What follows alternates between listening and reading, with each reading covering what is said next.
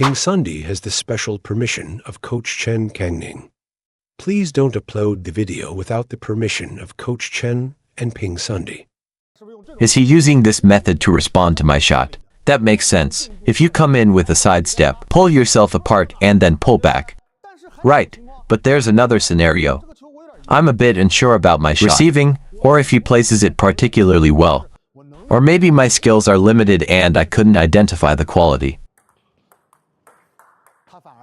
He actually needs to wait for a moment to apply his strength. If he disrupts the rhythm and tries to take control at this moment, isn't it easy to miss or fail to apply the force correctly? Look, in table tennis, I think what happens is, it seems very complicated, but once you understand the patterns, you'll find that you can simplify it from complex to straightforward.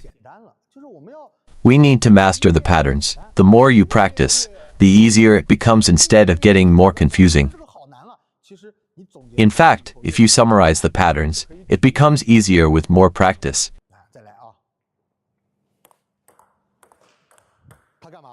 What did he do, right? I'm doing this especially quickly, including the way others approach this. Listening to this didn't really work out. It must be a type of spin. It is a variant of spin. What is referred to as a variant of spin? Doesn't it stop when you go forward and outward? For this fast loop, you need to go forward and upward. Exactly, go forward and upward, but with the rhythm of the spin. Let's do another one. You see he wants to loop, right? This pull was definitely pushed to the limit, wasn't it? It exceeded your pulling speed. At this moment, you must employ the technique of leveraging power. This is the safest method. Using leverage doesn't mean you don't put in effort, right? Let's focus on this again. What did he do? He pulled himself, right? Why is this a regular rhythm? Even if you can see he didn't apply much force. But he is still actively generating force. He waited for the ball until later in its descent. Then he enhanced the quality by using heavy spin. He didn't actually attack. The attack happened slightly earlier than this moment.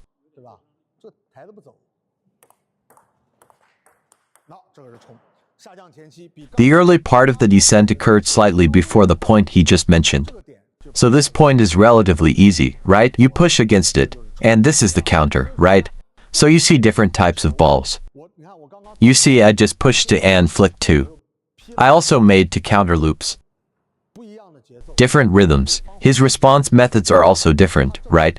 His forehand has both loops and pushes. His backhand has both chops and loops, right?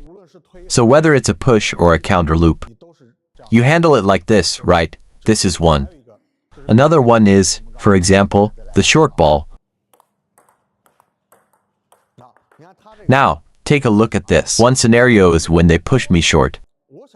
I want to respond with a short ball as my first reaction. When your judgment is very accurate, you must quickly respond with a short ball. But there is another situation where after you push short, you try to seize the opportunity, but you've already retreated halfway. When you return the short ball again, it should be a soft short return. This soft short return means using active force. You're actually waiting for the ball to drop before applying force actively. After that, the relaxed force allows for a quick short return. Look for the upward phase and give it a try. Initial reaction. This is a slow push. This is the second reaction, right? Then he will push again after coming back. He is clearly in a decline period. And then he generates his own power, right? Even if you give him less, he still generates his own force. Let's try another one. See, this is using the opponent's power. Is that a short ball? He immediately recognized that the ball was short, so he moved in right away. At this point, after stepping in, he put some power into it. Even if you apply a lot of force, if you stop him, he still harnesses that force. It's the force from the upward phase of the ball. Actually, it's about borrowing strength and generating your own power. It's determined by your hitting rhythm and style. Whether it's borrowing strength or generating power, right? Let's try again. So, this is definitely generating power, right? I set you up for a flick. The second flick technique. The second flick technique. He must be proactive. So many people wonder what will happen. I'll do it. Just set it up. 这都是蒙的，这叫误打误撞，对不对？为什么看到球就伸手，球一落就出手？其实这个时候你是很难掌握这个球的。The curve of the ball, right?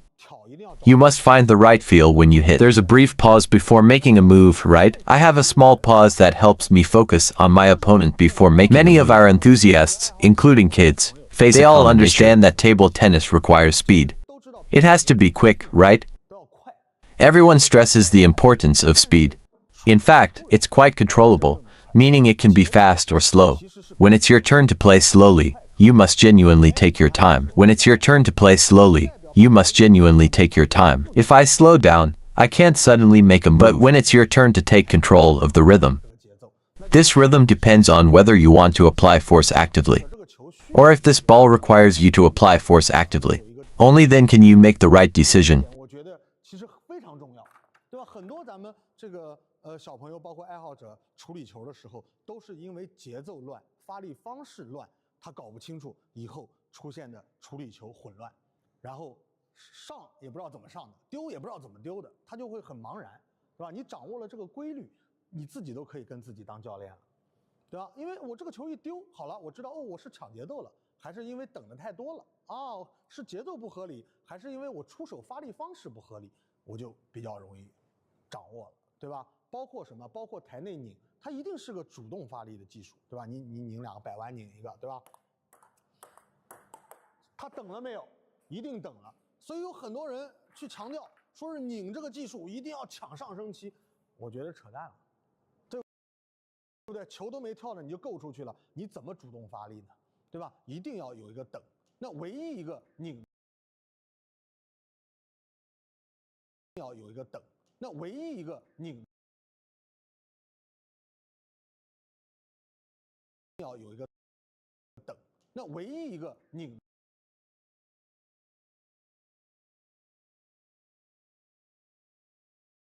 调整你的合理性是很难的，所以说我们是要先合理，然后再去加质量。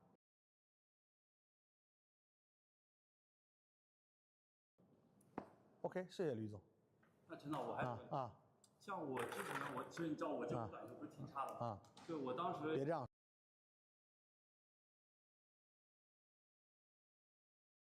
跳起来以后，这是个最高点，对吧？就3个时期，为什么我不建议在最高点打球？更多的是借力，然后发力，这样形成合力，对吧？所以说，高点期打球尽量别。OK， 好。接下来最后10分钟，我们进行一个互动环节。哦，行。这个接下来有10分钟时间。不是10分钟时间，你听我讲，我要跟他们讲发球。其实他们这个应该互动起来，发球他们是最关心的，好吧？哎，讲发球